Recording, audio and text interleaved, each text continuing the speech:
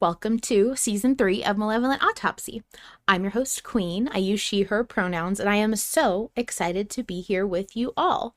Now, let me warn you, the show contains major spoilers for everything in Malevolent as of the day this episode is published, so if you're not caught up, I'm not liable. Before we get started tonight, I'd like to ask my lovely co-host, what part of Arthur's body are you betting on getting injured this week? Lord, with the butcher involved, it could be everything. Oh man, how do we narrow it down? I'm gonna say his other shoulder. I think the butcher's a completionist. Okay. He's like, I shot you in one shoulder, let me get the other shoulder. Gotta make it symmetrical. Exactly. How about you, Queen? What part of Arthur are you betting on getting injured? It's turned around on me. I think I'm betting on Arthur's heart getting broken because he and the butcher were friends when they left each other, and that having to destroy that relationship via murder is gonna blow. Oh. But before we keep going, who are you? What are you doing here? Where's Vol? I regret to inform you that I have had to dispose of Vol so that I can continue growing in influence. No, Vol is on vacation. My name is Luna Maria. I'm one of the members of the Invictus server, and I'm a fan of Autopsy and a lot of the work that Queen does in our server. And she so kindly asked me to co-host with her. I use she, they pronouns. Either or is absolutely fine for me. Great. Thank you so much. I didn't give you permission to sneak a compliment to me in there, but I'll let it slide for now. You think you're the boss of me because you brought me on your show? I do. Wow. I do, actually. Okay, sorry. And I'm older than you. By an hour. By several hours, I think so. I was born at like a little after midnight. Something like that. For anyone who doesn't know, Queen and I were born on the exact same day of the exact same year. No joke. We're not a bit. Not a bit at all. We are both pretty much the same, but also super opposite. Yes. Would you like to do me the honor of giving me a summary of this chapter? Oh, I would be so delighted to. This was a juicy one. All right. So this is chapter 275 of Malevolent. We have just wrapped up episode 55. And so this last chapter is really doing a great job setting up the beginning of the next episode. So 275 begins with the outcome of our choice, choosing to stay as we are, with Arthur admitting he has grown used to his body. The Dollmaker proceeds to measure Arthur further for new body, only to be stopped when reaching the arm with the long silver scar. When questioned, Arthur simply says it's part of him he does not wish to recreate. The Dollmaker relents, but not without a strong threat that if Arthur is hiding something that could bring them harm, they will torture him, tearing him to pieces and reviving him over and over. The Dollmaker then moves on to the issue of payment for Arthur's new body. The Dollmaker explains they collect special parts to create new bodies and dolls, just as Frederick warned us, and has been seeking out an individual for their collection that has been, quote, quite elusive. They instruct Arthur to fetch the part or the man for them so long as he returns with the man dead. Despite John and Arthur's hesitation, the Dollmaker states their price is firm, although they do not care if John and Arthur abandon this quest. The Dollmaker explains a nearby place called The Hunt to find the special parts of the special man they desire. The part being his special cochlea, the inner part of his ear, stating Arthur can bring the ear or the entire head. John pieces together the information, realizing this is none other than Dennis Collins, the butcher. The Dollmaker offers Arthur a scalpel to do the deed, after Arthur decries the butcher is not easy to kill, and more importantly, parted as his friend. The Dollmaker has their first outburst, breaking their friendly facade, declaring, "That is my price." Just as they leave, John and Arthur learn the true crime the scarecrows we saw outside committed, attempting to retrieve their former body parts from the Dollmaker's possession. Such a dramatic turn of events crammed into like 10 minutes. Right? He was so friendly. So much happened, Luna. So much happened. Our buddy Dollmaker, they suddenly were like, they kind of did a little switcheroo on us of their friendliness. They were tired of being nice and wanted to go apeshit, and honestly, I kind of love that for them. I do too. I'm very endeared to the Dollmaker now. I just think that they are so neat. I'm interested in how the Dollmaker composes themselves. Like the decorum and sense of almost amusement and everything that we've gotten up until this point has been so consistent. And, you know, they kind of even were amused and laughed a little bit at Arthur and John, and they're being polite and not interrupting John and things like that until this point where he's like, I'm sure Arthur can hear, which I loved. And how quickly that turned on a dime. It really speaks to how the Dollmaker must have such a storied history in the dark world to be so done with like all the nonsense and bullshit. They don't have to be scary and aggressive anymore. They have been here long enough and they know how things work enough to be able to be rather pleasant in a terrible place. It's really, really interesting character that I hope we get to see more of when we hopefully return triumphant. That's so interesting. That is your hope, because my hope is I kind of want us to fail, but I'll get into that in a minute. But the Dollmaker, I agree with you wholeheartedly. This is the first, I would say, creature outside of Yorick who is so cordial and kind of positive towards John and Arthur. And it's clear, you know, we know it's a facade, but it's interesting to me. I agree with you. Like, how does their mind work in the dark world when the influence is so strong that all of the other figures they met so far, you know, the first response is usually attack. I guess you could argue Ratcatcher was kind of neutral, but even his first attempt was to kill them until he was like, oh, not my job. I don't care. Not my circus, not my monkeys. Yeah, not my circus, not my monkeys. I don't know what the fuck you are. Get out of here. But the Dollmaker has such an interesting facade, and it's curious they even care about putting it up for so long and want it so much. When we just got news, there's people like Dennis who are living their best fucking afterlife right now by going hedonistically violent. So, I want to know more about the Dollmaker's deal. Yeah, I'm very interested in what the state of Collins is going to be, because like this is, I think people were all quick to say this is like his version of heaven. This is not a punishment for him. This is probably like he's living the fuck up. Yeah. But I also have to wonder, there's another turn that you could take with this where, yeah, he may be really enjoying it, but it kind of reminds me of an episode of the Twilight Zone where this guy dies. Ooh. And he has this like beautiful mansion and he gets to gamble all the time and he's constantly winning and he's like, oh, this is heaven. And he has these beautiful girls hanging all over him and he's so happy, and there's a butler who comes and gives him whatever he wants whenever he wants it. And then eventually he starts getting really agitated because he's not happy like this. He can't lose any game he plays, and anytime he asks for something, they're like, well, if that's what you want, okay. So he'll say like, how come I'm not losing? Like, you know, winning doesn't mean anything if you don't lose. And they're like, well, do you want to lose? I can let you lose. And he's like, that's not what I'm trying to say. That's not the point. And so I'm wondering if that kind of exhaustion, agitation, frustration might eventually catch up to somebody like the Butcher, where, yeah, this is a place where violence and like that aggression is rewarded, but with no consequence. What is the point? Like, what is, is he really going to feel fulfilled for that long?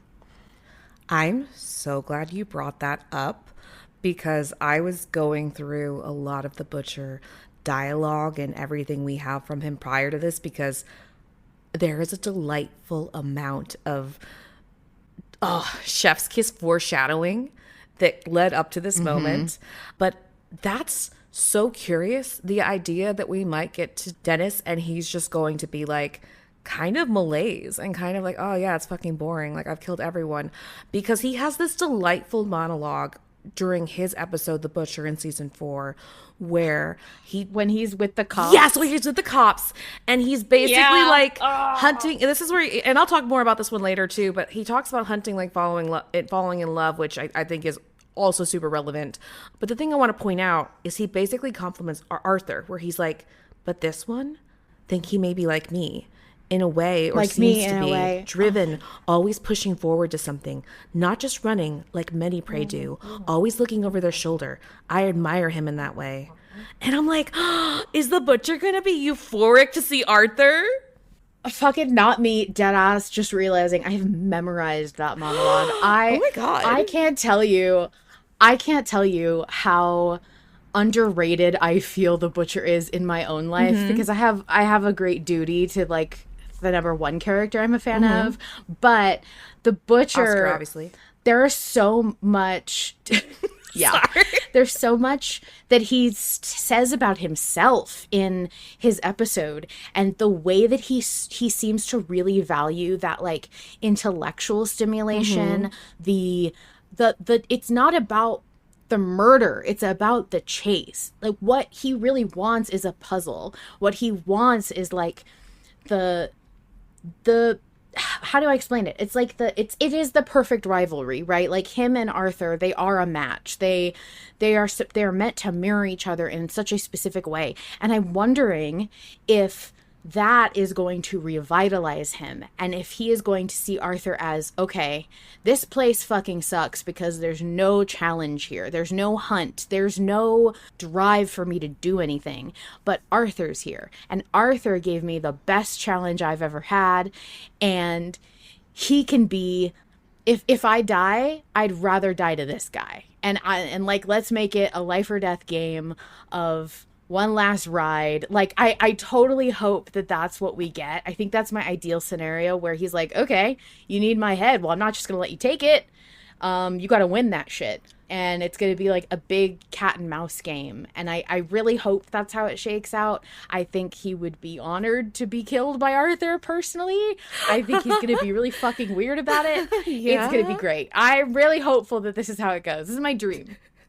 I think I'm looking at the chat and I'm seeing it exploding with similar excitement. And I think folks are overwhelmingly enthralled at the concept of a heavy amount of homoeroticism coming into this narrative, and the chase, like you said, of it being very weird, very freaky, very intense.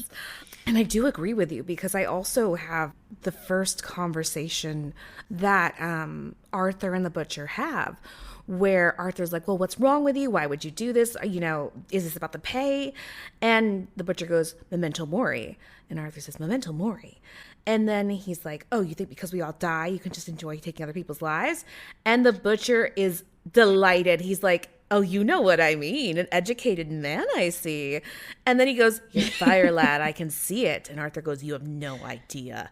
And it's just it's so delightful, and it's so clear that the butcher is just delighted by Arthur's presence. And it's very funny in episode 54, which just went public. Arthur was like, oh, I've always, tried to avoid things. I've always been pushing the ball up the road. And the butcher sees him the exact opposite. The butcher's like, no, this man's chasing something. This man's like me. He needs something. He's trying to get to something. And I'm like, oh, he's going to be so happy. This is like a present for him. Yeah, I feel like Arthur's depiction of himself and because what I think Arthur means when he says, like, Parker saw me and he never pushed. I think Arthur is really saying he's got a lot of problems with genuine self-improvement, and not just the veneer of self-improvement. Mm-hmm. And I think he really likes to languish in his own guilt and suffering. But he is very driven and motivated to survive. Like, I think at this point, when the butcher meets Arthur for the first time, I think he recognizes in him that, like, oh, I'm not going down like this. Like, yes, I may be suicidal, but this is not the way I'm going down. I go down on my terms, or none at all. Right. And I think that now that Arthur has kind of gone through this arc, he's gone through a huge arc of change since he met the butcher. Oh, absolutely. And I'm really curious to see how these two people reunite after both of them have ostensibly gone through so much and so many different experiences. I think I mean, I can see it going many different ways, but I think it would be equally interesting to have the Butcher be his same old self and be kind of cheerful and in his element and thriving. But I also think it would be interesting if we got to meet him when he has kind of been bored and done with this whole general afterlife thing. And I will say, I wonder with how relevant his music is, how that is going to manifest itself in the dark world. Maybe that will somehow become audible to Arthur. Maybe that will be a thing that he gets to hear. That would be so cool. Oh my goodness. Who knows? With that being said, Luna, what was your carrot for this episode? Oh, I have two. First, I will say absolutely the Butcher, as we have been talking about already, and we just jumped straight into it. It's like we can't even talk about the Dollmaker half as much without being like, the Butcher. I know, It's too exciting. So many people have been waiting for this, and obviously we'll say more on him in a minute. But I believe AK said this, as I noticed in the chat as I joined. I'm so excited that John said, "Me too." When Arthur's like, "I'm used to this body," I was like, that is so sweet. Like, oh my God. That he was like backing up Arthur that like, yeah, your scarry, fucked up body is great. And I was like, that's so sweet. So that was absolutely my carrot. What about you, Queen? What was yours? I mean, yeah, we both put down the Butcher as our number one carrot. I think we're both a little bit crazy right now about the Butcher, which we'll talk about plenty. We also have some voice submissions that start us off on some topics I think would be great to cover. But I really already explained my carrot, which is just like the future that I'm hoping for. It is so tasty to me to imagine that the Butcher is going to go along with it. I love exploring the different paths that this story can take. Even if I'm wrong, I'm like so happy to have the opportunity to think about it in canon. Like, there's just this thing that happens in stories like Malevolent that are ongoing that you don't know what's going to happen next. These slow releases rather than like a binge where you're like, the author puts an opportunity in front of you, and yeah, there is a canon way it's going to go, but before that canon way is cemented in, that small amount of time that we have to like wonder and anticipate is like, it's so juicy and rich and exciting. And I think some of my best personal creative projects come from that in-between period where nothing's happened quite yet, and I get to have both the satisfaction of making up what I think is going to happen and what I would love to see, and also still getting to see what the author actually does, which is usually different from what I would have done myself. I agree wholeheartedly with you. It's invigorating to hear Malevolent come out and piece by piece like this. And when I first got into it, my darling friend Jane, who I'll reference a lot, she's like, we joke about being married and Malevolent because she's the one that got me into it. And we're very excited about it together all the time. And when she told me like, oh yeah, you can listen to like 10 minutes, 15 minutes of it every week. And I'm like, that doesn't sound like enough. Like I thought it was like, oh, that sounds like I'd go crazy. And it's not. It's invigorating. It is so interesting that this is a period piece set primarily in the 30s, because it's very much like a radio play where you get like a little tiny piece every week. And then, you know, with radio plays, people would call in, they would send letters, and that might influence how the story goes. And so we're having such a really cool historical experience with Malevolent where we get to not only have this very like living relationship with the story. It's very alive for us. It's not just a stagnant thing that exists and is what it is. And also, Harlan Guthrie's a crazy fucking good actor and writer that it's honestly so worth enjoying everything he does in like smaller pieces so you can take the time to appreciate how much happens in the sections of these stories. Because I think about when you watch an episode of TV, you know, if it's like 40 minutes, like, are you thinking about what happened in the first 10 minutes by the time you get to the climactic ending of the episode? Because you're like, oh, I'm so excited about what just happened there. And you might not even get to appreciate the beginning. And so this feels like a gift too, that we get to really just thoroughly digest Malevolent in such a wonderful way. Yeah, I totally agree. I'm very excited about the opportunity to listen week to week. I think it's my favorite way to listen to things. I can't imagine doing it less frequently now because the story and this show is so like wild and crazy, and I don't think I would be able to dissect it so thoroughly if I wasn't being fed it in teeny tiny tablespoons every week and instead had to listen to like an hour of gorgeous composition a month. Yeah, this story has me in a chokehold. I could wax poetic about the characterization, the lyricism of the writing, the beauty of the editing, the quality of the acting, but I will calm myself down because we're here to talk about the butcher and the dollmaker and the dark world.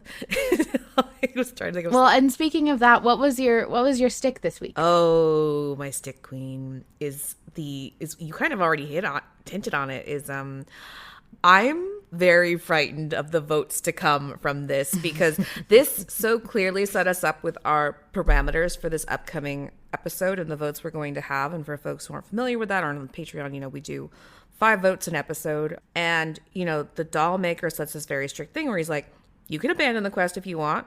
I don't care. But you do have to kill him. So there's no, I took his ear from him and Dennis is fine and still doing his own thing. Or, Dennis doing like a noble, like, here, take my ear kind of thing. It's like either he dies and they get the body that they want because the Dollmaker's like, I'm not going to take any other payments. Or they let him live and maybe abandon this whole quest. And I'm very frightened people are going to vote to kill the butcher. And I'm like, no, they're friends now. They're friends now. That's his friend. That's his other British immigrant friend in America. Luna and I are going to be at polar opposite ends of the spectrum this part. It's going to be so much fun. Oh, I am thrilled. I'm so glad you're thrilled with blood that will be spilled. The blood that will be shed in the pole mines this part, I could not be more fucking ready. I'm canceling plans to make sure I'm in the fucking polls. Like, I am so oh my God. I am so ready after votes that have been like, oh, well, we're going to kind of agree on this one and we can't really flip and blah, blah, blah. No, I want the tension at a 10 every fucking week. Let's fucking go. Especially because, like, I just genuinely don't think there's a way that the butcher comes out of this alive, Luna. I don't think we're going to even get to vote on that. How would Arthur leave the dark world without a body? How? Oh, Queen, I have so many theories. Oh, God. Okay. Oh, God. You and your crazy theories. So, my stick was the Lilith. My stick was the Lilith scar. I'm scared that they're going to cut that shit open and it's going to explode like a bomb or something. I'm worried that the Dollmaker's like, basically said, you better not be hiding a bomb under your coat there. And, when I come in there, when I come to like make you a body or do whatever the fuck is necessary, what happens if Arthur, like, I'm worried that it's not under his control. Whatever's going to happen is going to happen on accident without Arthur knowing that it would happen. But the Dollmaker's not going to know it was an accident. So it's not going to fucking matter to the Dollmaker. So I'm really worried about that scar and what it's going to do. I voted to hide it and I don't regret that. I think it was the right decision. But that doesn't mean it's not gonna, like, the scar isn't gonna be a problem. And we're creeping closer and closer to the consequences of that problem. So I'm getting nervous. That's intriguing to me because I have not considered the scar having some sort of physical impact like that. I think but you're right. It could be like a sleeper agent kind of thing. That the minute Arthur gets injured there or something, it could like go off like a bomb. And what you just said is another thing I keep thinking of is like, how exactly does Arthur get from his current self into his quote unquote new body? Does he supposed to just leave the parts of his old body with the Dollmaker and like walk out in his new body? People have done some jokes about that where it's like, does that mean John would suddenly appear in his there? Some people are imagining Arthur dragging this doll corpse back to Yorick. But that has me very curious because, yeah, what does happen to the scar? And so many of us are very sure it's Lilith, but, even that isn't completely sure, which is really, really interesting. So, yeah, the scar intrigues me. Slate says, I think we voted already on whatever it is that's going to happen. I think it's based on the knock/enter and the hide the scar votes, specifically the combination of voting to hide the scar and then enter as a friend. I think that specific combination is going to bite us in the ass. I respectfully disagree, but I do see where you're coming from. I think I've seen a lot of folks think about that, where from what I've seen on the server, folks reactions were, oh my goodness, we fucked up hiding the scar. If we'd been honest about it, we could, just give him the scar or something like that, or be like, hey, take Arthur's old shitty forearm, give me a nice new one or something. I personally, I agree with you, because I also voted to hide it, Queen, and I think my theory that kind of is in opposition to what some of the other theories are, and again, who knows who's right at this point, is that honestly it's good we voted to hide it, because we just learned the scarecrows are people who try to get their interesting parts back, and the Dollmaker clearly wants interesting parts. And so part of me is thinking, if we hadn't hit it, we wouldn't be having this like go kill butcher moment. We'd be having a give me your forearm, or I'm going to turn you into a scarecrow little bit of a fight, and then maybe the scuffle leads to them running into the butcher later or something. But that's what I'm curious about. Yeah. I'm wondering why people want their body parts back, though.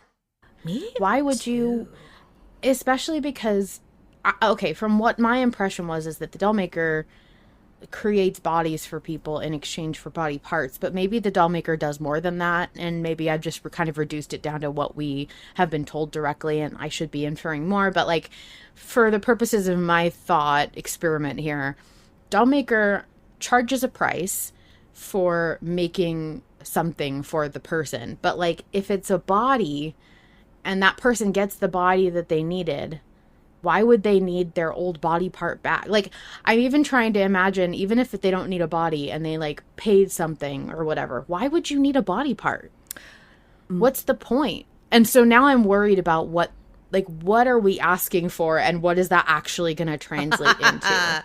See, that's something I've been thinking about since we met them, is that part of me has had this theory the entire time, even as we were going to the Dollmaker, that obviously these bodies are made up of like sewn up corpses of pieces of other people from the dark world, and that the idea Arthur might be presented with this, corpse body and either recognize something about it that reminds him of someone else, or he might find the inhumanity of it all or the exploitation of it all so disconcerting that he kind of rejects he and John reject the idea outright, and they reject the body that they're offered. But I agree with you. I have to wonder, I would think with the scarecrows, that must mean that some people are having their body parts taken unconsensually, I think is the inference. But even if they are, why would you want it back? That's I don't know, because I think that's another thing that you're bringing up that I'm still so curious about the dark world, is like, what the fuck is up with double death in the dark world? Because clearly everyone there is dead in some way or another. And Ratcatcher was like, oh, it's better to stay dead. But then there's also this fear of you will die again. And I'm like, ooh, what is that? So from what I understood of what the manager said, it's not that Arthur right now it's like his soul sort of, but put slightly more corporeal. So we know that he technically has a body. It's just that body can't go up into like life. Like, he couldn't just, it's not true resurrection where if we brought Arthur back to life right now, he'd appear on the surface. It's really more like sending a soul back to a vessel that's on Earth, right? But because that's why he can't go back, because his vessel on Earth was destroyed completely. So that means that if we're asking for a body that's capable of going back up, like capable of receiving us when we go back up there, is that first of all, does that mean we're going to even get to see the body before we get back up there? Because my impression is that those bodies can't come down here. They're just stuck up there. And second of all, why would you, if these parts in the dark world of the bodies that they are inhabiting in the dark world, why would if you cut them off, Like, clearly Arthur can feel pain and get hurt. If you cut them off, why would you want them back? Because according to, like, mortal terms, it's very rare that you need a body part that was cut off. Like, I know they say to save, like, your finger if it gets cut off or whatever, because maybe they could reattach it. But that's not, for the vast majority of body parts, it's not really how it goes, I think. This is my guess. I'm not a doctor. But, like, I'm assuming that doesn't, you don't really need to come get your body part back. So I'm wondering, even if these body parts were chopped off people without their consent, why would you need it back in the dark world when... Like, can you reattach them in the dark world? Do they do something or take something away that you need? Like, I think there's way more to it than it seems on the surface. And I'm very interested to know how much we'll learn about that. I'm so intrigued. And again, that's something I devour in the writing of Malevolent, that it is so stuffed with delicious foreshadowing. Like, again, the butcher quotes leading all up to this moment, even Arthur referencing the butcher in episode 54 to give us a little like, hey, remember this guy? Nudge, nudge, wink, wink. And I think that something like that is going on too with the bodies and death. But that makes a lot of sense what you just said. Maybe it's soul death in the dark world. Maybe these folks are souls, but this next death means that is your wipe out from existence. Like, essentially you are done. Right. Like, you're out. There's no rebirth, there's no anything after this. That tends to be how a lot of media works with when they, like, do kind of an afterlife of any kind. It's usually like, you know, if you're going to follow the character into, let's just say, hell, you get to explore hell with them, but then there needs to be some kind of risk or consequence. And so usually there is kind of a, like, a necessary thing that needs to be done. Like, you have to use a certain weapon to kill somebody who's already dead. And once they're dead, they can't, like, there's no coming back from that. There is no afterlife after the afterlife, you know. They're just perma-dead, can't go anywhere, can't do anything, can't be brought back. And I'm guessing that's the dark world. I don't necessarily feel like all of these questions need to be answered, but I just wanted to point out, like, if I'm really thinking about it, why are people coming back for their body parts? Like, I think that's a little bit weird, and it does point to there might be costs associated with these things that we don't know about yet that will come up later.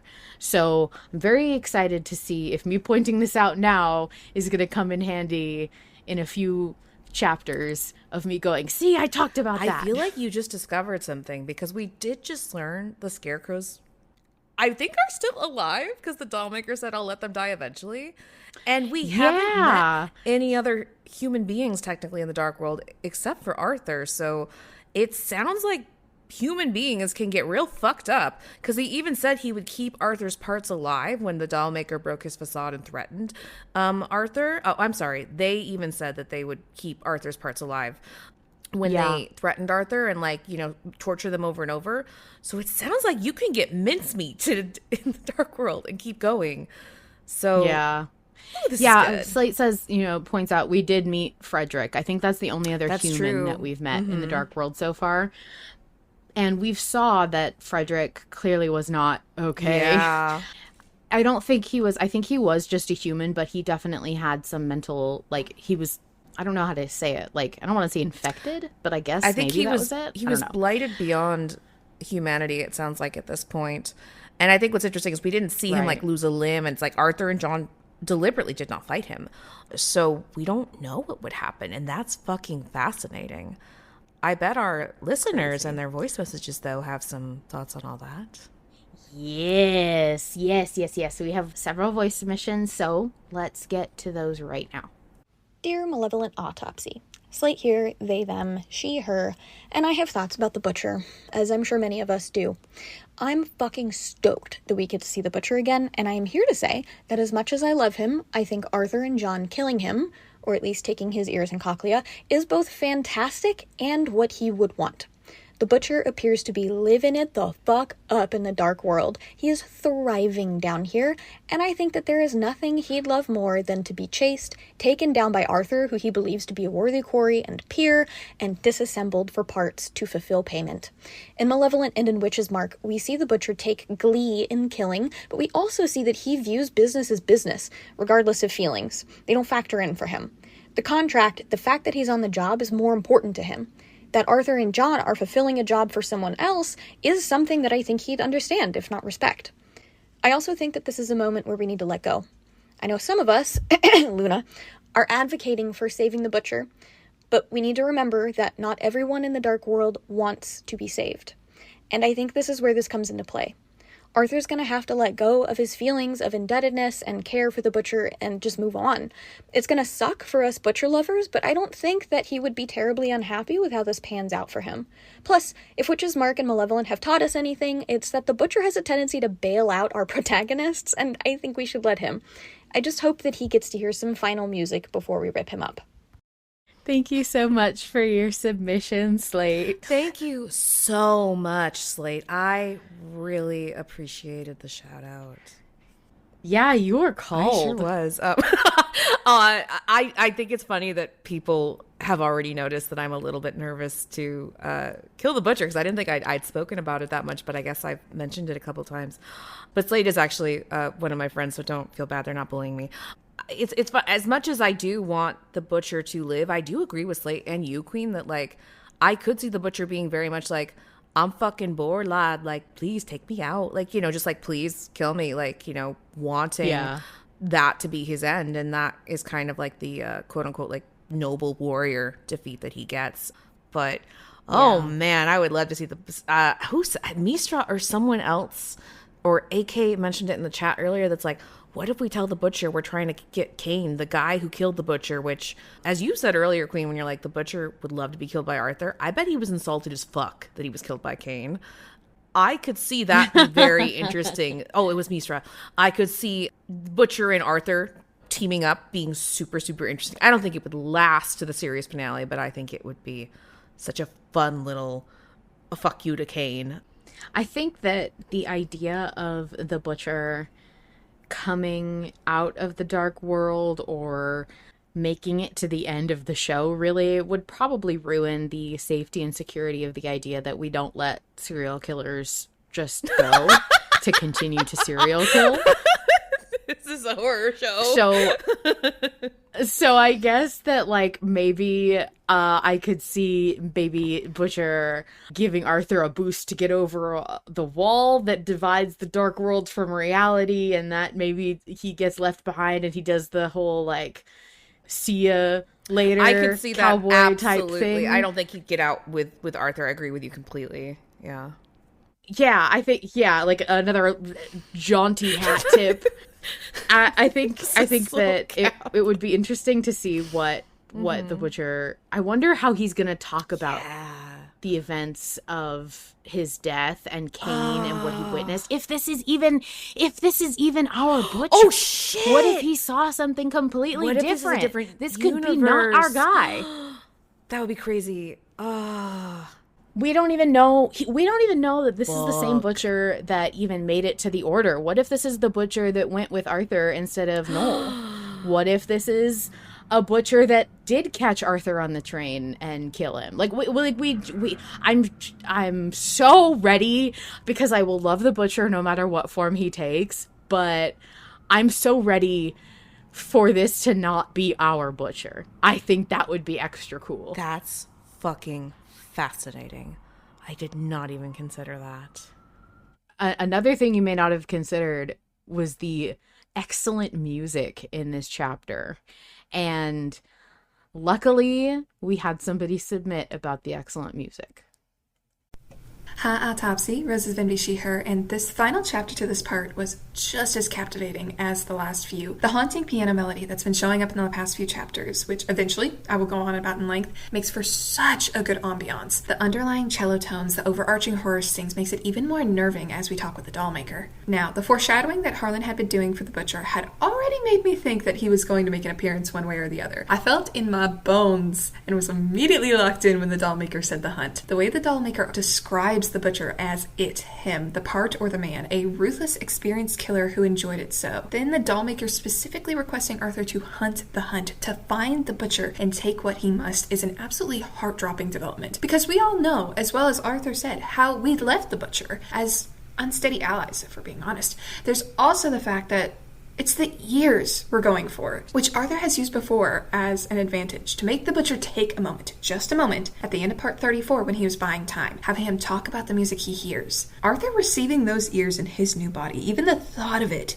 makes me wonder what else will come of that. Along with the music, the single banjo strum after John says the Butcher, I feel sorry for my neighbors because I was absolutely screaming at that point. It is such a visceral reaction. Harlan has done such an amazing job of building a good motif for the Butcher. The Peggy Gordon tune slotting in seamlessly with the conversation that was being had at the time. And then that theme continues as we're given a scalpel, and then a familiar horror theme. That horror sting that we've been getting since the very beginning of the show, integrated with the new horror sting that we've been hearing in season 6. And then there's a frantic layering of sounds that heighten the intensity of this conversation until the Dollmaker brings it all to a stop. I cannot wait to see how Harlan develops this in the next chapter. What violence will become of meeting the Butcher in the dark world?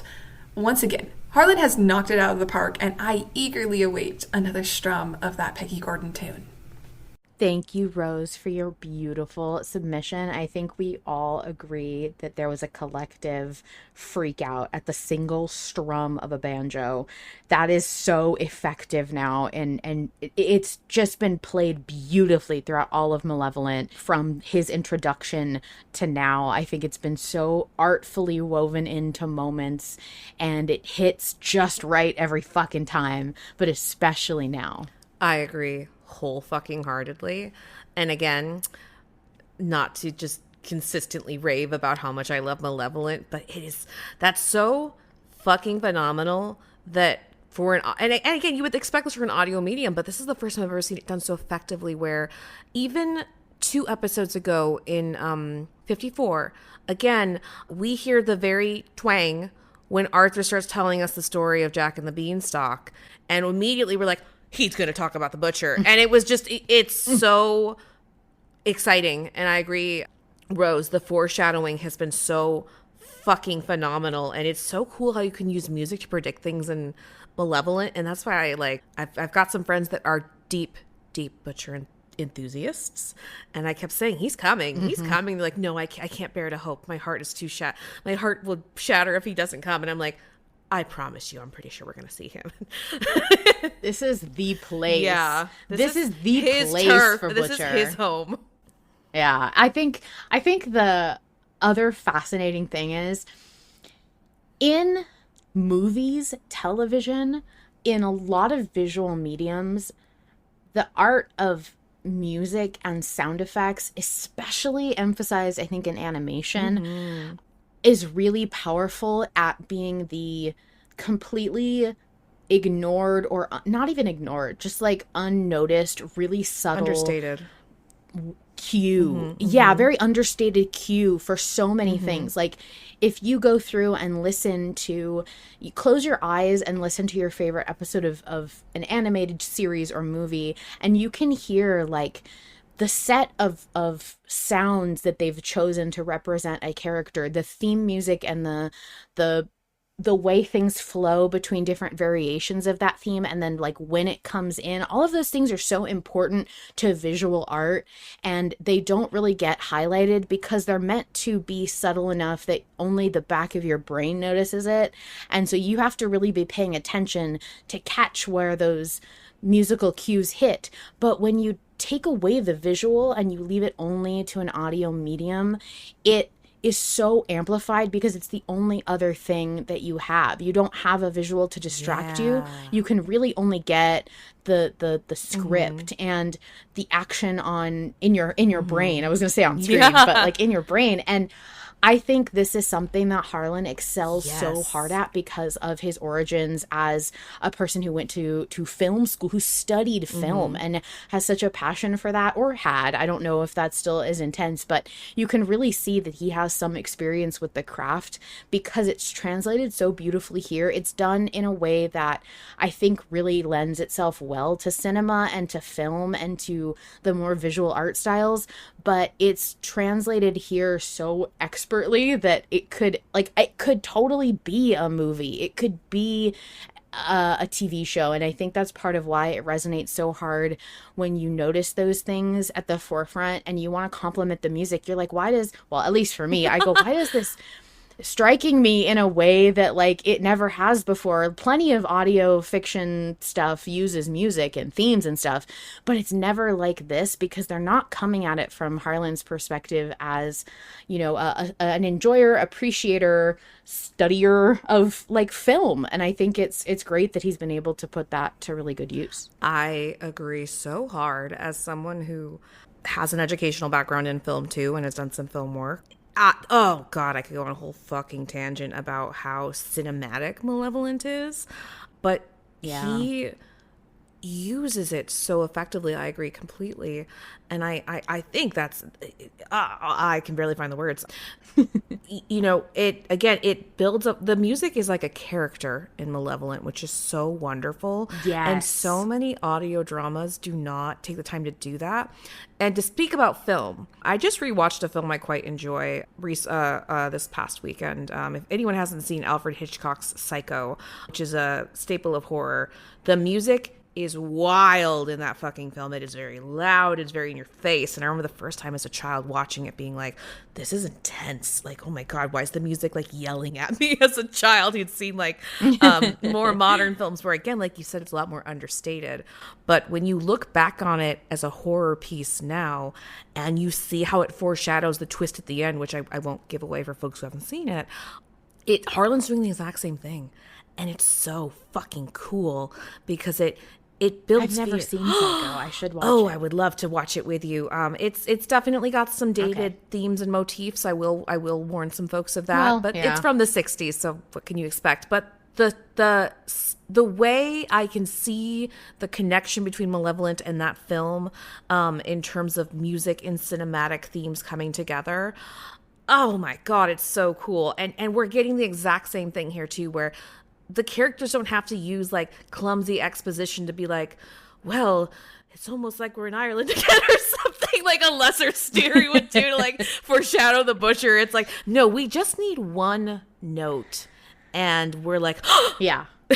So it's, yeah. Rose is lovely. We are Pavlovian. Yes. We've been trained very well. Yes. Shall we listen to another voice note? I'd be delighted to. Howdy, hello. My name is Vol Control. I use he, him pronouns and... Wait. Why am I just a voice submission for this episode? The episode where we learn the butcher is in the dark world and thriving? I get usurped by Luna Maria for this episode? This isn't fair. Well, if I have to keep it short and sweet, I'll say that my carrot and stick this week are reuniting with the butcher. We parted as friends. I need to see what that dynamic is like. I could not have asked for a better fetch quest for the Dollmaker. I'm so excited. I really enjoyed getting to see the more aggressive side of the Dollmaker, to feel some of that real threat and danger should we fail to deliver or cross them. But they're still so polite and told us to be safe. Should be interesting. Well, have a good autopsy without me, I guess. And behave yourselves. We're behaving, Vol. I feel so... Thanks for submitting. I feel so chastened. Oh, my goodness.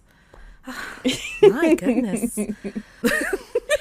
Vol writes, I have to say, because he's not here to defend himself, Vol writes such an excellent butcher. I have seen some of his butcher writing. I don't know if any of it is published yet, but I'm making a very good case for him to do so because he writes an excellent Butcher for the fans, and he has loved the Butcher since the start. I mean, we both have, but like he has a very good grasp of the Butcher, I feel, and I was so sad that he wasn't going to be here for this episode, but guaranteed every week after this it will be insane with both of us yelling over here.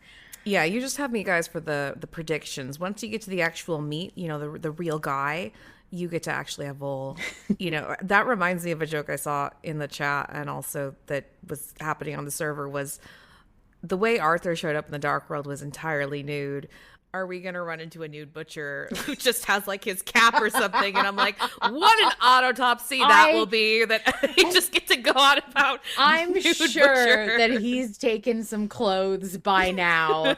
I'm sure that he's killed enough things that he's been able to get a wardrobe together, because he can't just be out there killing people with his cheeks out, because could be. that would introduce a lot of opportunity for getting, like, it's like armor. Like, he needs to be covered to keep himself safe from like fluids and he's dead though, things that people could fight back with. Interesting. So I think he's absolutely gonna have clothes. Thank you very much. My hope is that he'll have like a skin suit, like of his victims or something, and he'll be wearing something absolutely fucked up and like horrifying. Like, I think that would be so cool. But yeah, well, I'm super curious about this dynamic too. Is Butcher, again, we already touched on it a little bit, Queen, where Butcher might be like, elated to see Arthur, or Butcher might immediately be like, kill on sight, like, oh fuck yeah, here's. Recently in a spooky stream, Harlan shared that he would, you know, if he could equate an animal to Arthur, he would say a rabbit, which is so cool to me, because I'm like, oh, that's something that gets hunted. That's such a hunter's prey of an animal. And you know, the Butcher just having a strong reaction of like, ah, oh, finally my favorite thing to hunt. I'm so curious how he's going to respond to Arthur. Me too. I'm very excited. I'm even more excited now that I've realized it could just not be our Butcher. He could treat Arthur completely different. What if Arthur's like, we parted as friends, and Butcher's like, no, we didn't, you fucking idiot. Like, I killed your ass. That would be so funny. And Arthur's like, oh, Dennis, and he's like, or like a version of the Butcher who doesn't even know who Arthur is. I don't even know who the fuck are you. That would be great. That would be so delightful. We are almost done, but I do want to play one more good voice message. Hello, my name is Pan. I use he, they pronouns. And off the bat, let me just say, what a suspenseful episode. I just got finished listening to it. I've been a little bit behind, but oh my goodness. There's so many things to focus on here. A big thing that I'm really thinking about is we made the decision a couple episodes back to keep the scar hidden from the Dollmaker. And now here he is threatening us if it turns out to be something that puts him in danger. And going off of the popular theory that this scar is Lilith's nail that kind of embedded itself in Arthur before the finale of season 5, I have to wonder, will it happen that the Dollmaker will begin to recreate Arthur, and if this is Lilith, she lashes out? You know, it raises the stakes and really makes me excited for what is to come, what Harlan has planned. There's so much we don't know in season 6, and there's so much to be answered. So yeah, that's the biggest thing I'm thinking about right now. Thank you. Thank you for your submission, Pan. I'm so curious about this scar too. The idea of, you know, I forgot, since it's been a hot minute since we saw Lilith, but she really is quite possessive of Arthur, where she's like, my favorite, and this is my special guy. And we still haven't kind of figured out her connection to baby Arthur that Cain most likely gaslit us with a little bit. So that would be very interesting if Arthur was starting to get a body and she somehow prevented it or stopped it, or I've heard people give the theory of like her taking it over or something. Yeah, I agree. I mean, Pan's perspective was the one that got me thinking, oh, what if, you do something to the scar or you leave off the scar or whatever and then explodes or something. Like, that's kind of what got me thinking about the consequences of Lilith being embedded in Arthur somehow. All that craziness. So we'll see. I think there's so much to look forward to. Fucking Monday cannot come fast enough. If I could share one last thought about it. Yeah. The one last thing concerning looking at this just concluded our episode of Malevolent. And the fascinating thing is this is an episode where the beginning and ending seem very not connected at all. Because this episode actually starts off with John talking about his hunt in the dark world and finally giving us the backstory of what happened when he arrived, exactly who he hunted, how he brutally killed Arthur, how he enjoyed hunting. And then John and Arthur have this really big moment where they kind of talk through it and get through the moment and, make up for it. And then there's this connection where the butcher's coming back, who thrived on hunting and thrived on wrath. And I'm like, holy shit. Are we going to see the butcher kind of like egg this side out of John again of maybe hunting is pretty fucking awesome? So that's another thing I'm just very excited about is like how that connects to what we know about John and Arthur being hunters. And like maybe the butcher almost like peer pressures them into hunting more. Like they go to hunt him and then I was just about to say, like, I think that if anything, that makes me wonder if John is going to be like sympathetic toward the butcher. If he's going to be like, well, Arthur, he's just, the worst version of himself. And also that just happens to be absolutely no different than his usual self because he's a killer. Flick on the lighter but and like it just doesn't change Arthur, at all. Arthur, he's like in the dark world and he's angry and he has dad issues and there's all these reasons that the butcher's got to kill tens of thousands of this one guy he hates and there's like, come on, Arthur, he's just building a little bone cathedral, not like my big bone cathedral. It's not a that bone bad. hut. It's a bone hut that he has. It's a bone hut, Arthur. It's a bone hut, Arthur. He just needs a hit of the lighter. A bone yurt. A bone yurt. I fucking hope so. And I hope John and Arthur talk about their fucking daddy issues. If they both, that'd be fucking delightful too. Well, not John and Arthur. Sorry, the John. Other interesting thing Arthur is and the butcher. Sorry, John's daddy John's issues. dad. The prominent character in the series. Yeah, John's dad. Yeah, I think that it's going to be interesting to see how John responds to the butcher. And I also, before we go, I also want to point out something that I said when we were re-listening to the chapter as a group. Arthur's continued disgust, shock, and horror at the idea of murdering somebody himself is hilarious to me. My brother in fucking Christ, you have killed more than maybe 7 now people for less. You have got to get over the whole, oh, you want me to kill him? Like, yes, Arthur, yes. Okay, Dollmaker. Like, when is this gonna not be crazy for you? He's literally dead. He's in the dark world. That's his friend. Things That's his that are not friend. human have been hunting him. It should not be horrifying to him to hear that the cost of a service is murder. But that's very normal, actually. That's his brother in British, Queen. That's his buddy. That's insane. I just think it's insane that he's like, I can't kill people. I can't kill the butcher because he's such a good guy. It would suck to kill him. It's gonna ruin your moral cred, Arthur. Like, this is what's gonna do it, bud. I mean, just. It's funny you're so frustrated by it, whereas to me I have the opposite reaction where I'm like, that's very endearing that John and Arthur, despite their very bloody past, continuously are like, okay, now I'm done. I'm done. No more. We're clean slate. Season 3 again, where it's like no more killing from here on out, and then it's like, fuck, killing again. I love it. I'm so curious to see if they get pushed into it again. I'm very excited to see the weird third solution that none of us can imagine. That I'm sure Harlan is thinking I'm very of. much like on the Dollmaker side where it's like, your moral quandary is adorable, but that's the fucking price, you idiots. Go do the thing or don't. Like, Move on. The murder thing is not a big deal anymore. It was scary and sad and awful and horrifying in seasons 1 and 2. You have now killed so many goddamn people. Get over it. I mean, respectfully, get over it. I mean, less than 10. Like, that is not that much. Anyway. Thank you so much for coming on and filling in for Vol. I really appreciate it, Luna. You are genuinely such a wonderful person to talk to, just in general. But you're also so well-spoken and knowledgeable and kind, and you have so many smart things to say. And I just think it's really fun to hang out with you. So thank you. Thank you so much for asking me to do this.